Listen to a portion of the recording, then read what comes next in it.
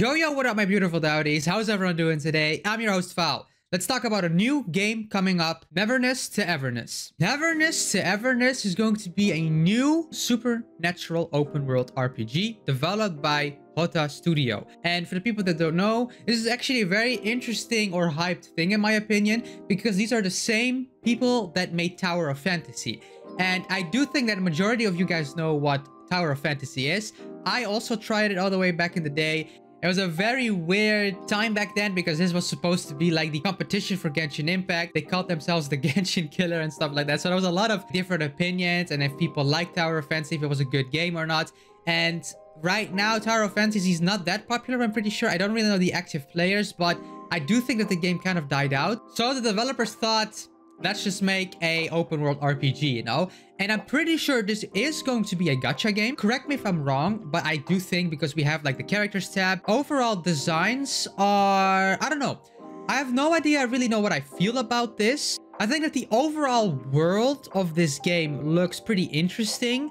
In the trailers, they did show that this was going to be a pretty interesting like addition in the mix. It does remind me a little bit of like a mixture of Genshin Impact and Project Mugen, that other game that is supposed to be coming out, but we haven't heard from that for like many months. And it is like a combination of like GTA again, you know, like a gacha anime Grand Theft Auto. I think that the overall vibe and look of it is pretty cool, but something about it doesn't really grasp me personally. And I have to admit, I don't know how you guys feel about this, but recently we have been getting so many different types of gacha games. This is a gacha YouTube channel, and of course, I'm going to try this game and see if it's worth playing or if it's worth considering. But I am getting a little bit in that direction of like, okay, I don't know if I want to play another one now. You know, I already have my time with Wuthering Waves, with Honkai Star Rail, and now with Zenless Zone Zero. I think those three right now are my favorites, and I do keep playing them every day. And of course, to make content about it as well, I'm still having a blast with those games. And having another game just at the side to like manage, because gacha games do take a lot of effort from you, you know? And I do think that playing these games can be fun and all, but if you have to manage a lot of these games, it is a little bit of a chore, and then you really shoot yourself in the foot by playing this every day, and then you have like 4, 5, 6 different games. And I don't even know if you have the time for that, because there's also people with school or jobs. If you have 5 gacha games to play every day, that is not really recommended, and it's probably a lot of people don't really do that. There's of course diehard gacha fans that will always do that, but this gacha game is being thrown into a very big competition, and that's what I'm really trying to say with this, is that now we have Honkai Star Rail. I think Honkai Star Rail is still my favorite, but it is at least top 3. I think for a lot of people like Honkai Star Rail, Genshin Impact is still very popular for a lot of people. Now we have Zenless Zone Zero thrown in the mix, and now of course we have Wuthering Waves from Kuro Games as well. Wuthering Waves is also doing a lot of good stuff and very worth it game to play, and there's a lot of potential. There's a lot of things to unravel there as well. So this new game, if it's going to be another like open world type of game with characters that we have to collect and summon for, this game really has to stand out, because why would you play this game if we now already have Wuthering Waves? And Wuthering Waves and Genshin Impact are kind of like the same thing in a way. And Wuthering Waves is also competing with Zenless Zone Zero, as in like the combat style. This game really has to step up their game if they want to compete. And technically, for all the other games, I've said this many times before in the past as well, for us players, it's not a bad thing, because all of these companies, all of these games now, because we're actually getting a lot of competition, that means that they actually have to provide and actually step up their game. They really have to try to be the best product on the market, because why would you play this game if you can already play Wuthering Waves? So right now, they are fighting against the big bosses, you know? They're fighting against Kuro Games now. Kuro Games is really stepping up with Wuthering Waves. And of course, the big bad guy, Hoyoverse. I think Kuro Games is also really trying to fight their dominance in the gacha space right now. They are doing a very good job on these games, and they are popular for a reason. I do have to admit that. They are doing something right. Kuro Games is 100% going with the right direction. They are competing right now. Love or hate Wuthering Waves, they are providing a very good product. So this game, if it is another Wuthering Waves Genshin Impact type of game in an open world RPG, then they really have to step up, and they really have to maybe be a different, so that it actually doesn't feel like just another one of those games. Because I'm gonna be honest with you guys, Wuthering Waves is fun and all, but exploring the world, getting all those chests is getting a little bit unfun because we've done it multiple times already in the past, right? So if they want to do something like this, then I do think that they have to step up their game and maybe make it original in a way where maybe it's not just a chest collector and another spiral abyss endgame content, you know, like all the other games have. I do hope that they will give us maybe more diverse things in the game where it might be a completely different feel and then it actually might be worth it to play. Or they actually do the exact same concept and exact same things, just make it in their own version, but better.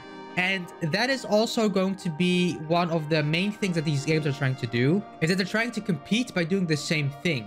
And in some way, I am also a man of, if it works, then stick with it and now just take notes and try to implement your own things with it. If it worked in the past, it's going to work in the future. You know, this is with a very big business model for a lot of other games out there. But I am not trying to play the same game 3 times, you know? So I do hope that they will provide something cool. And the overall feel of this game is, I do think, is different than both Wuthering Waves and Genshin Impact, if I have to compare it to something. It is more of like a city vibe. And again, I feel more of the Project Mugen, if people don't know what that is. That was also kind of like a Spider-Man GTA open world city gacha game. Hey, pause the video right now. Over 90% of you people that watch my videos actually are not subscribed to my channel. It would mean a lot to me if you would actually consider subscribing. It's free and you can always change your mind after. Let's continue with the video. That one looked really hyped and I was still very hyped for this. And this game is kind of giving me that vibe again. And walking around in the city is actually interesting in my opinion, because in Zenless Zone Zero, that little town, that little city that we walk around there, or later on in the game, that big one, actually does have a really nice feel to it. It's different than all that fantasy era all the time. And of course, it still has fantasy elements like big flashy abilities and swords and magic and whatever. However, this does feel like a new concept to me. I do think the concept of how it looks a little bit. It could be maybe a little bit more diverse, you know, it's always room for more uniqueness, but the overall feel right now, I do think it is going to the right direction. Of course, this game doesn't have a release date yet. I think this game is going to be ready at the end of 2025. If not, maybe early 2026. If it's going to come out this year, that'd be crazy, and I don't think that's going to happen. I do think we expect it next year at least, or in 2026 then. But I'm not gonna lie, the overall feel of the characters, I don't really like the characters' designs that much right now. Maybe they will adjust them still, you know, they will upgrade them or add newer ones into the mix. But right now, I'm not really feeling it. The only reason why this game is a little bit in a tough spot for me is yet again because there's so many other games, and why would you play this one over the other games that you're already playing? That really means that this one has to be worth playing and worth your time. And that is something fun to see though. I am very excited to see how the makers of Towers of Fantasy are going to address this issue, how they're going to tackle this problem and really show that maybe they can be contender in the gacha space, because they tried it the previous time and that time didn't really work out for them. So at least in the global sense, and maybe China still has a lot of players for Tower of Fantasy. I don't know. Let me know in the comments down below if Tower of Fantasy is actually like still a very big or has a player base, because I feel like personally it is not that popular right now. But I love the fact though that we can drive cars in this game, and yet again this is that GTA aspect, so that is very unique. A lot of people like GTA. If you could actually go into a car and then go around the world and like do missions or quests like that, that is actually very cool, and that would give it a very unique vibe to it. So this game has a lot of potential in my opinion. It's just that they have to do the execution right. I do think that the GTA aspect of it is already different from what the other ones have, and I think a lot of people will already be drawn in by that because of this. But one thing to note with that is, of course, it's probably going to be a very big gigabyte game. You know, it's going to take a lot of space on your computer. And yet again, these games overall might take a lot of space. So, and on your phone. I don't know if they're going to put this game on the phone. There's a lot of things that this game really has to manage, you know? And this game could succeed and could be the next best thing. But there's a lot of things that this game really has to figure out in a way, you know? So I do hope that they take their time to do this. I hope they're not going to rush this game. I hope that we at least get a nice final product if it comes out. And maybe it's going to compete. That'd be very nice to see, because this gives another reason why Hoyoverse has to step up their game. You know, why Honkai Star Rail would be a better game, because someone is just driving in a car and doesn't want to maybe do turn-based gameplay. So you do have different type of people with different type of interests. But I really love that we're getting more competition, and this can only be a good thing if everyone does it right. Everyone has to step up, and everyone will have to make their game the best possible version so they get the most player base, so they can keep grinding the money, keep their business model, you know, because these are all business models. They are trying to get our money. So I hope that the more competition we get, the better the overall gacha space becomes. I do think that the 2020 until 2030 maybe is actually an evolution of gacha games. I do think that a lot of companies and people are trying to make gacha games because they realize how popular these games can be. We are in a evolution, you know, we are really in a gacha game era. I do think that the last few years gacha games really became popular. So with the gacha gamers out there, you know, this is only a good thing, and there's going to be many games to come, because not only this game's on the market, there's also like Azure Paramelia, or whatever that game is called. You know, there's a lot of gacha games on the market. Be wise with which one you're going to play. I would recommend playing the best ones, or the ones you have the most fun with. And if you really want to play all of them, then respect to you, you know, hats off. That's a very big dedication. I don't even know if I'm going to do that. So let me know in the comments down below what you guys think about this game.